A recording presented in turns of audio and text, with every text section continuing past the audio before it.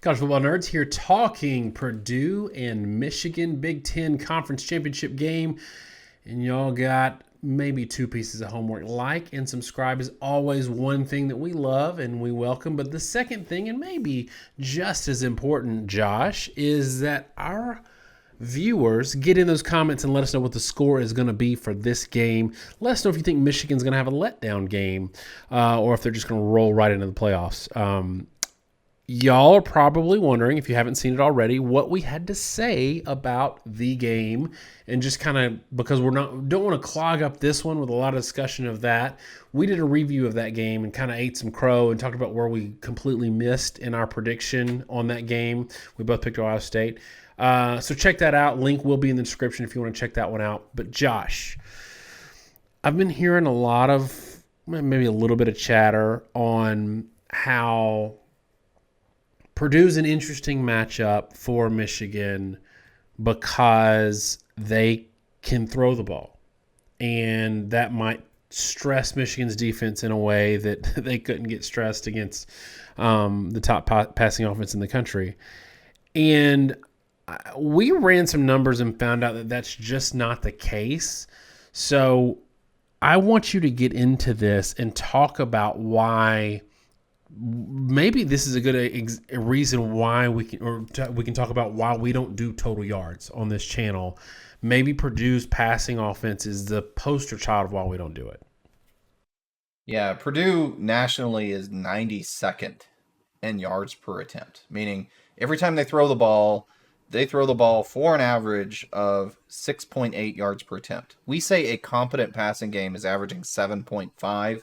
A good passing game averages 8.5. The trick is just sheer volume. So if you talk yards, yeah, they've got a pretty good passing offense. They're 20th in the country in total yards passing. But it's just because they throw the ball a lot. In fact, they're 6th in the country in number of passes attempted. And it would be fine to throw the ball that much if they were, frankly, better at it. I mean, number 1 in the country, Mississippi State, I don't think people see them as being necessarily a world beater offensively. They're at about 6.4 yards per attempt, so only slightly worse than Purdue.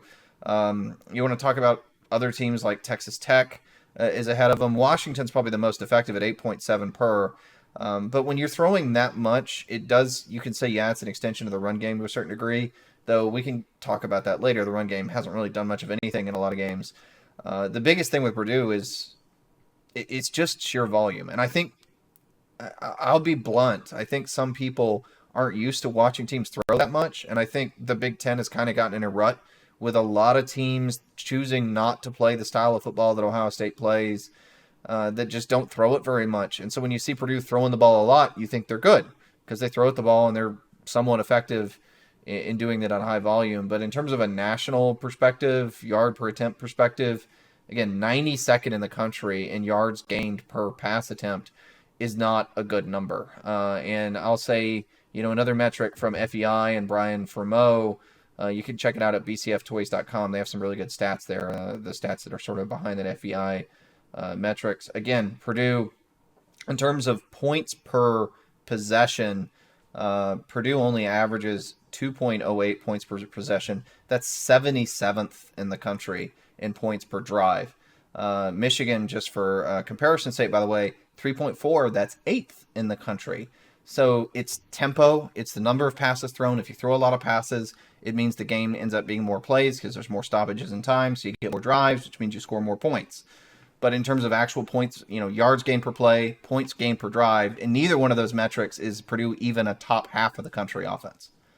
Speaking of championship week, we got a championship clothing line, Bird Dogs. It's sponsoring the College Football Nerds for 2022, and I'm going to talk about shorts because I work from home, so I don't have to wear pants that much. I do wear Bird Dogs pants when I go travel for work, which is rare. I'm going to do a little product demo, but not like Josh who gave you all the booty. I'm just showing you the pants or the shorts so I can show you this liner. I can show you how good they look. And Josh, I love the shorts. I work out in them all the time. I wear them. I honestly, I know this is silly. I sleep in them. I work in them. a workout in them, multiple pairs. And Bird Dog sent us some product, just full disclosure, but the joke's on them. I already had a bunch of Bird Dog stuff. But you're president business, you're an attorney, so you have to wear pants. It's kind of a requirement when you go into the office. So talk about Bird Dogs in the pants department. Well, you say that I normally don't wear pants, but bird dogs have been so comfortable that I can't help but wear them, and I'm wearing them, right now. So yeah, they're comfy. They've got pants that are professional slacks. They've got joggers. Kind of wearing the joggers right now, chilling behind the camera, and I mean it's hard to fault them. They're cheaper than Lululemon. I think they're just as good quality, and they fit well for men. So it's definitely been a good product.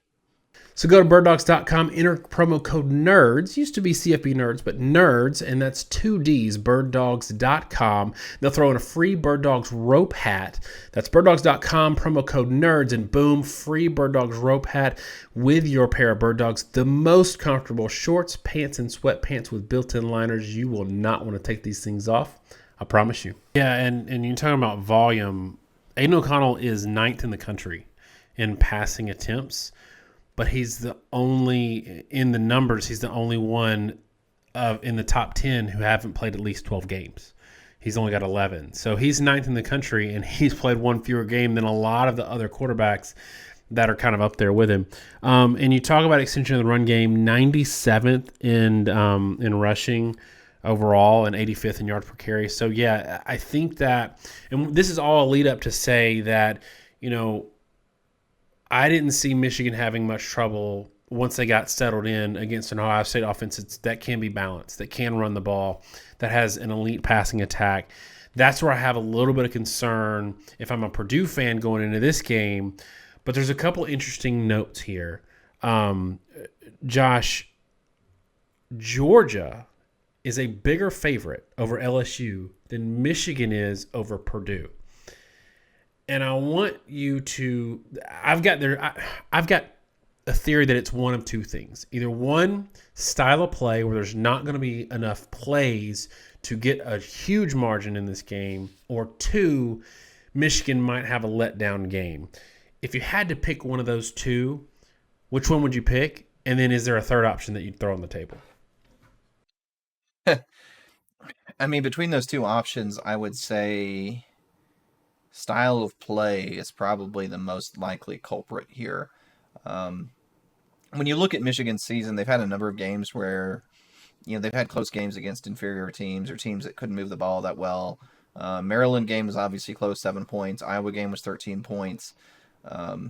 Illinois obviously close, 2 points. 16 points is a lot for Michigan this season. You just blew out Ohio State and you blew them out by 22 points. So that's only a touchdown more than this. It takes all, I think when things are clicking, they can run away with it. When they're not, they can't necessarily grind on a team and really blow them out unless they get those explosives. Corum didn't play against Ohio State. I don't know if he'll play against Purdue. I would kind of assume not. Edwards played in the game in certain situations with that hand all taped up. It was kind of playing with fire to play him, frankly, because there's no way his ball security is going to be particularly good without use of his right hand. But they were able to do some things where they're just kind of using him in space, and he got some big plays. So I think one of the reasons the spread is the way it is there's reasons to think, Michigan can win this game 30-14, and then that's your spread. The letdown game comes into it, I think, more than anything, just because the sort of edges that Michigan has to blow a team out may not necessarily be there. They probably aren't going to want to lean on the running backs to blow this one open the same way they were going to against Ohio State. Ohio State did give some cheap points up to Michigan that made things a little easier to keep pace and then blow them away. Purdue maybe won't do that, and so that all goes into it. Now, Michigan's a very good team, right? They run the ball really well. We were skeptical of whether or not Michigan could consistently have explosive plays in the run game. I probably didn't spend as much time on this point as I should have when we did our review, which is why I'm noting it now. It's very clear at this point that Michigan's explosiveness in the run game is something that can travel and carry, and that's why I'm a little skeptical of the point spread. But it's, I think, the fact that both the starting running backs are injured that kind of tempers a lot of those expectations. I also think something that we've seen in a lot of games, and I don't, again, for our Purdue viewers, I don't want to think that we're totally down on them. It's just I've seen this happen a lot in terms of the point spread. Michigan doesn't care if they're 1 or 2 in the playoffs. The thing they care about is that they win this game, and they're still in the playoffs if they lose this game. But they don't want to be 3 or 4. They want to be 1 or 2. And if they play USC or if they play TCU, it doesn't really matter to Michigan, right? I do think there's a little bit of benefit for being the overall 1 seed in terms of where you travel. But all that to say, if they get into a situation in the third or fourth quarter that they have enough points that they know they can win the game, they are not going to be interested at all in any kind of style points, which means that could really impact a number that they put in this game. This isn't 2014 Ohio State needing to do some sort of impressive thing against Wisconsin to get into the playoffs. They're firmly in the playoffs, so all they have to do is survive in advance. And I could see this being, let's shut it down. Let's not. If we can win without playing Edwards or Corum, let's do that, which could impact how the game goes. But what does the model say in terms of what it thinks the numbers are going to be, and maybe if there's anything interesting in that, kind of call it out? Our model has this being, I think, predictably lopsided. Michigan 33, Purdue 15. That's an 18-point spread, only 2 points off from the Vegas spread. Defensive statistics are kind of interesting. We have this intermediate statistic we generate, percentage of opponent averages allowed. Your opponent's average 5 yards a carry, you allowed 4, you allowed 80% of their averages. It's just sort of a neutral way to do an opponent-adjusted rating. Purdue is 105% of opponent rushing averages and 106% of opponent passing averages. Straight up, if you play Purdue, you do a little better than normal. That's what that means. Michigan, 78% against the run, 83% against the pass. Those are not really elite numbers. Georgia is about 6.6% better in either case. Georgia last year was actually 55% against the run, and I want to say it was 70% against the pass as of the conference championship game, just to give you an idea of where those numbers can be. So Michigan is very good, but merely very good in my own terminology.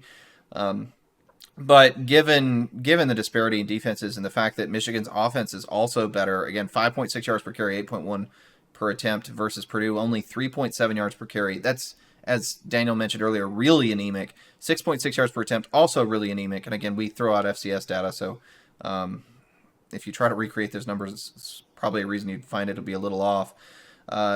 It's a huge differential. 6.95 yards per play, almost 7 yards per play is moving the ball. 4.33 is not. So Purdue has the same kind of similar output that they had against Northwestern, projected to be even worse, actually, slightly than Northwestern. Whereas Michigan is more in the, Penn State range at the end of the game. Also kind of similar to what Michigan had against Maryland. That's kind of where the yardage numbers are coming from. And if you kind of look in those areas, you'd see it's kind of consistent with the performances there. So yeah, 33-15. Not too far off from the spread. So as far as our model is concerned, a 16, 17-point spread is pretty darn reasonable, taking a point or two away for being a game where Michigan's a tad banged up still and maybe likely to suffer a little bit of a letdown. So I'm going to do something that Michigan fans maybe won't like, and I'm going to pick them to win because it seems like every time I pick them to lose, they win, except for the Georgia game last year. So we get it in the comments a lot ahead of the game. We got it last week. Any game that would preview Michigan, they're like, thank you for picking Michigan to lose. Now I know they're going to win. I've got Michigan in this one, 34, Purdue 17, and really a tighter game than that wouldn't surprise me. A massive blowout wouldn't surprise me. I think this is a bad matchup, though, for Purdue. I think that Purdue is a better team than they're getting credit for. I want to say that. I think that they showed that when they gave Penn State everything they wanted at the beginning of the year. I think that Penn State's win over Purdue on the road is a good win. I think Purdue is a good football team. I don't think they're great, but I think they're better than people think. They see their win-loss record and they just kind of blow them off. I think Purdue's a good football team and could beat some teams, some ranked teams. It's just that this matchup is bad for them. 34-17 for me. Tell me what you got. Yeah, I'm going to go 38-21. And to me, I think Purdue does have a functional, good passing offense in terms of their ability to just throw the ball every play and sort of strain a defense. But my big takeaway coming out of the Ohio State game, the thing that I didn't appreciate was really the unknown of the two secondaries between Ohio State and Michigan. And we talked about how when you play really high-level competition and really high-level offenses, that you start to see things that you didn't see before. And Michigan hadn't played a high-level passing game really all season. No, Maryland is not a high level passing game. They're reasonably good, but they're just reasonably good. I think they're like 52nd in yards per attempt themselves. And what we discovered is that Michigan's pass defense is good. It's just good. Their coverage is good. You look at guys like Sandra Still. I mean, they're just good. They can rush the passer fairly well, not overwhelmingly well, but well enough. And that was enough to win the game. And Ohio State, on the other hand, they couldn't defend the pass. And that's the problem with the schedules they have. We talk about all the time. You can be elite and play bad competition. And I think the competition Michigan's played has been fairly good. I don't think it's been great. But offensively, the competition's been really poor. But that didn't mean that Michigan had a bad defense. It just mean we didn't know what we didn't know. And it turns out that actually that they were a lot better than we anticipated. They just really hadn't had a chance to show out. So ultimately, to me, that's kind of the problem. I do think Purdue will move the ball off and on throughout the whole game. I think they'll get some points, but I don't think they're going to be particularly effective. I think they're going to run into an issue where they discover that Michigan's pass defense is legit. And if you can shut down Purdue's ability to run, I mean, you talk about like the Purdue-Maryland game. Yeah, they threw the ball pretty well, but I think they had 13 yards rushing in that game. I mean, they just don't run the ball well. And if you can't run the ball well, I don't really know how you're going to have a shot against Michigan, who can sort of shut down your pass on top of the fact that they can stop the run. So I think this game is, I think it's going to take a really good effort and a really good game out of Purdue to get to 20, and I think they can probably do that. But that's, I think, about the cap. I just think Michigan's going to be too much for them. Yeah, I think your point is well taken about Michigan secondary. I noticed a lot in that, especially first half. Stroud had all day to throw, but he was having to throw in tight windows. And I'm with you. I don't think Michigan's pass rush is great, but they don't have to sell out to stop the run, which Ohio State did. And I don't want to go through that game entirely again, but the fact that they didn't have to send the house to get enough containment and pressure on Stroud, and they could cover for long stretches of time in that secondary, that was really impressive to me. And we talk about stuff that travels. That's the type of defense that travels, because you can do that against everybody. I would not be surprised if this one gets out of hand, just because Purdue relies so much on the pass game. But if they can leverage it as an extension of the run game, short passes, things that they scheme open, they can manufacture some points, just probably not enough to win this game. All right, y'all, thanks so much for this one, for hanging on this long. Give us your score prediction in the comments. Go check out that crow eating, kind of love story to Michigan football, and we're sorry, but we also throw a little bit of shade at Ohio State. Thanks so much, y'all. Have a great week. God bless.